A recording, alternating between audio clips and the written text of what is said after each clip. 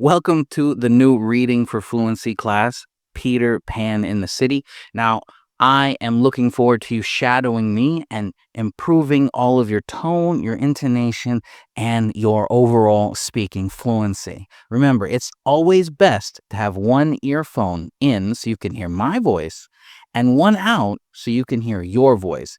This really helps you match me. If you can only hear you, it's really hard to pace me and hear all of the nuance and all of the things that I'm doing when I'm speaking and talking about something. So let's hop into chapter 1, which is the window's always open. And I am always waiting for your comments. I am always looking forward to your responses. What do you think is going to happen in this modern version of Peter Pan? And how was it for you? Was the speaking too fast? Was the speaking too slow? Were you able to copy my words? Let me know. I'm looking forward to all of your comments. So let's get started with chapter number 1, The Window's Always Open. My name is Wendy Darling. I live on the 7th floor of a narrow apartment building in Queens. It is small, loud, and smells like noodles and dust most of the time. I share a room with my 2 younger brothers, John and Michael.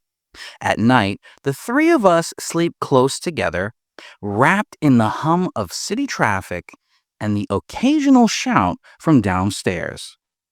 I like things quiet, clean, and under control. That's probably why I always leave the window just a little open.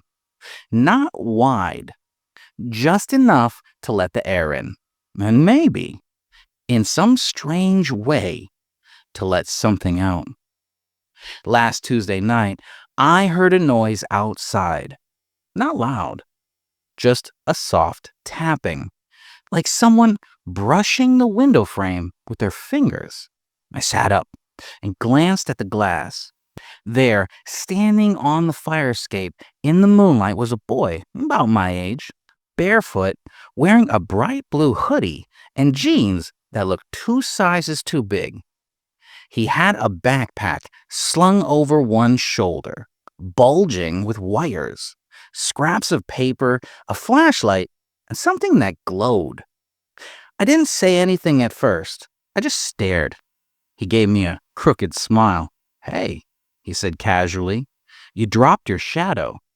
I blinked. "What?" "I'm Peter," he added. "No last name. Names are for people with files." Behind him, a tiny glowing drone hovered in the air, buzzing like a metal firefly. It darted toward the window, blinking, pink and green. It felt alive somehow, as if it were watching me. The boys stirred behind me, curious. "Whoa," whispered Michael. "Is that a robot?" "That's Tink," Peter said proudly. "She's smart and nosy." I should have closed the window. I should have called Mom, but I didn't. I opened it a little wider and stepped aside.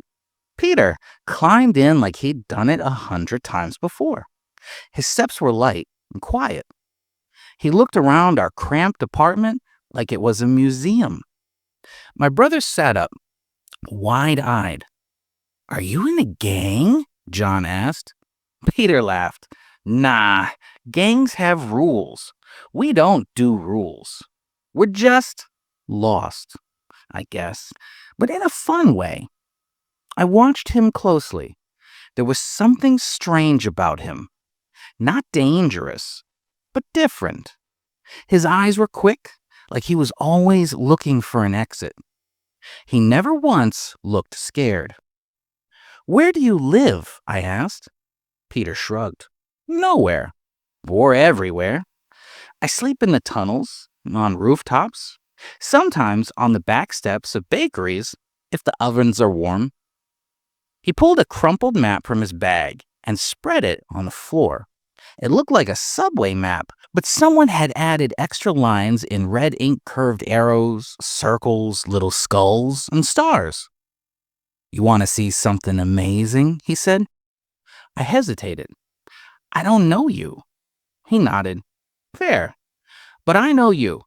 You're the kind of person who keeps her window open, even when she doesn't know why. That made me pause. I didn't know what to say.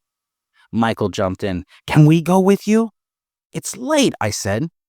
Peter stood up and walked to the window. Tomorrow night, then. Same window, if it's open. I'll know you're ready. Tink gave one last blink of light and zipped after him. In a flash, he was gone.